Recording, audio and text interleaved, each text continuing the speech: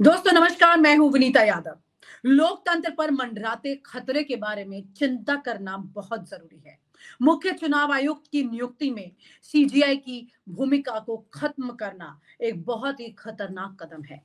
भारत, जिसे दुनिया का सबसे बड़ा लोकतंत्र कहा जाता है, अपने संवैधानिक ढांचे और निष्पक्ष चुनाव प्रणाली पर जो गर्व करता है, लेकिन हाल ही में केंद्र सरकार के द्वारा पारित कानून, जिसने मुख्य चुनाव आयुक्त यानी कि सीईसी को और चुनाव आयुक्तों की चयन समिति से भारत के मुख्य न्यायाधीश चीफ जस्टिस ऑफ इंडिया को हटाकर उनकी जगह एक केंद्रीय मंत्री को शामिल कर लिया, लोकतंत्र के इस स्तंभ को कमजोर करने की एक बहुत बड़ी कोशिश है ये।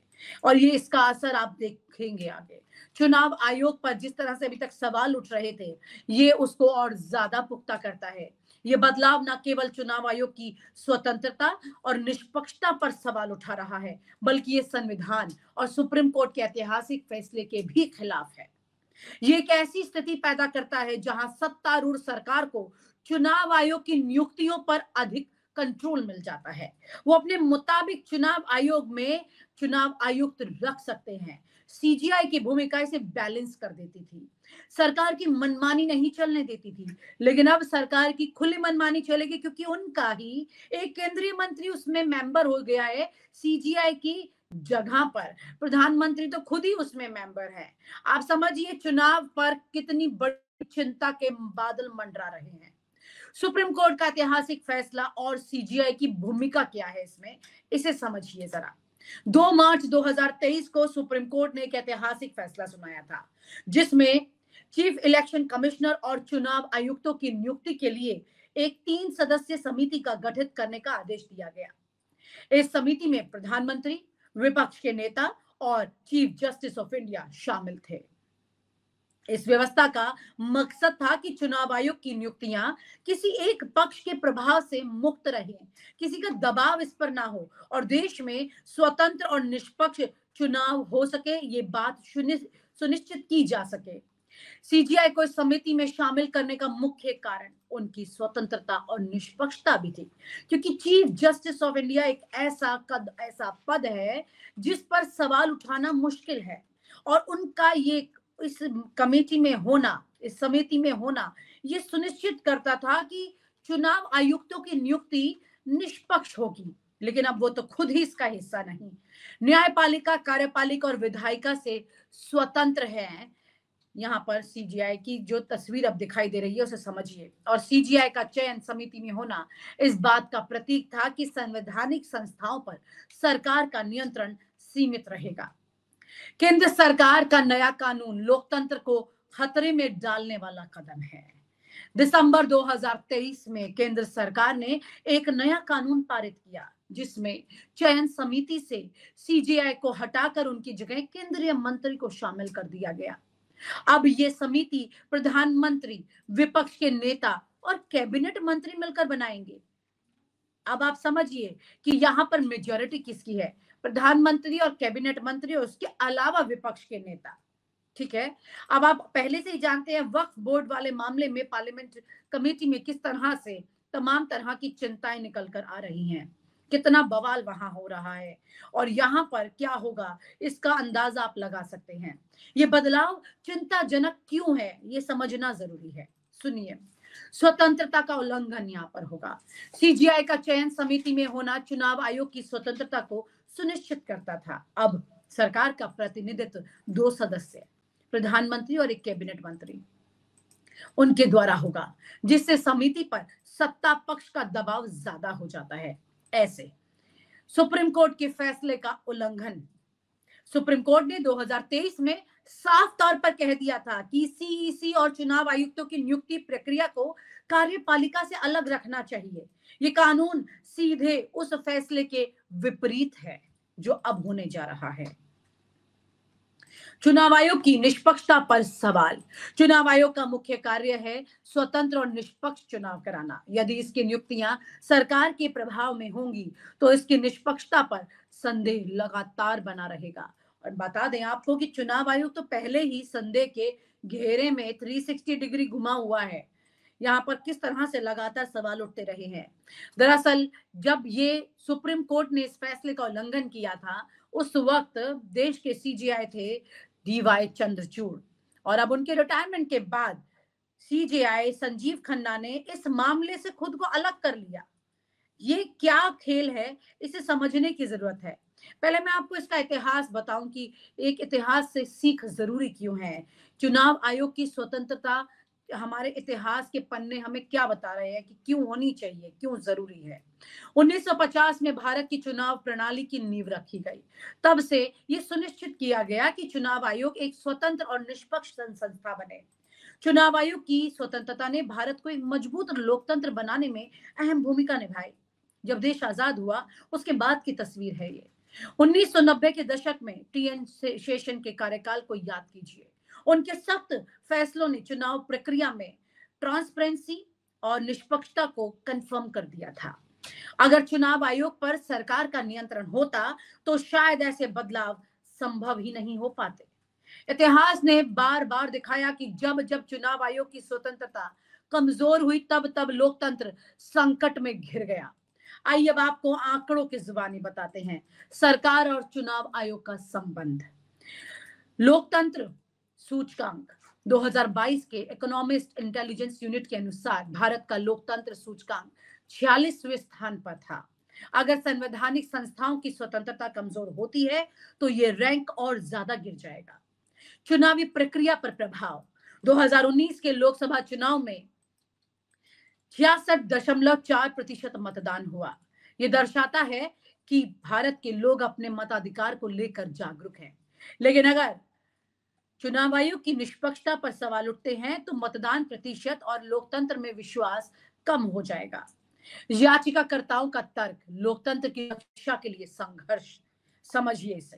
कई याचिकाकर्ताओं, जिनमें कांग्रेस नेता Jaya Thakur, people's union for civil liberties और अन्य शामिल हैं, इस नए कानून के खिलाफ सुप्रीम कोर्ट में याचिका दायर कर चुके हैं। इस याचिका के मुख्य तर्क क्या हैं, सुनिए। स्वतंत्रता की कमी। सीजीआई को हटाने से चयन प्रक्रिया पर सरकार का नियंत्रण बढ़ेगा। संवैधानिक उल्लंघन। ये संविधान के अनुच्छेद 324 का उल्लंघन है, जो चुनाव आयोग की स्वतंत्रता और निष्पक्षता की गारंटी देता है। यानी कि संविधान के भी खिलाफ है ये फैसला। ये कदम लोकतंत्र को कमजोर करने की दिशा में एक बड़ा झटका है, लोकतंत्र के लिए एक बड़ा खतरा है। क्या कहती है सरकार? सरकार का दावा है कि नया कानून चयन प्रक्रिया को और ज्यादा स्ट्रांग बनाने वाला है, ट्रांसपेरेंट बनाने वाला है। सरकार के मुताबिक तो केंद्रीय मंत्री को शामिल करना कार्यपालिका की भूमिका को इस प्रक्रिया में और मजबूत कर देगा। लेकिन सवाल ये उठता है कि जब सीजीआई जैसे निष्पक्ष व्यक्ति इस प्रक्रिया का हिस्सा हो सकते हैं, तो कार्यपालिका को और अधिक अधिकार देने की जरूरत क्या है? आगे का रास्ता समझिए। नई बेंच और 2025 की सुनवाई। सीजीआई संजीव खन्ना ने इस मामले से खुद को अलग कर दिया, लेकिन अब यह मामला 6 जनवरी 2025 को एक नई बेंच द्वारा सुना जाएगा, और यह देरी लोकतंत्र के लिए एक और बड़ा नुकसान है। गंभीर मामला है ये, क्योंकि इस दौरान सरकार के पास अपने प्रभाव को विस्तार करने का और समय मिल जाएगा। उसके बाद चुनाव आयुक्त तो वैसे भी जब तक ये 25 में सुनवाई होगी तब तक जिस तरह की चीजें चल रही हैं उसे और बल मिल जाएगा, क्योंकि इस बीच में जो नए अपॉइंटमेंट्स होने होंगे वो सब चुनाव आयोग के लिए जो अपनी राह ताक रहे होंगे पद के लिए, और जो अपॉइंटमेंट होंगे वो ये सोचेंगे कि उन्हें सत्ता की तरफ अपना झुकाव रखना होगा, क्योंकि उनके अपॉइंटमेंट्स तो यहाँ पर सरकार ही करने वाली है। ये समझने की जरूरत है। भारत का लोकतंत्र इसकी सबसे बड़ी ताकत है। चुनाव आयोग की स्वतंत्रता इस ताकत की रीढ़ है। सीजीआई को चयन समिति से हटाना और उनकी जगह एक केंद्रीय मंत्री को शामिल करना न केवल सुप्रीम कोर्ट के फैसले का उल्लंघन है, बल्कि यह खतरनाक संकेत भी है कि सरकार संवैधानिक संस्थाओं पर अधिक नियंत्रण चाहती है। यदि यह प्रक्रिया जारी रही तो यह भारत के लोकतंत्र को और ज्यादा कमजोर कर सकती है।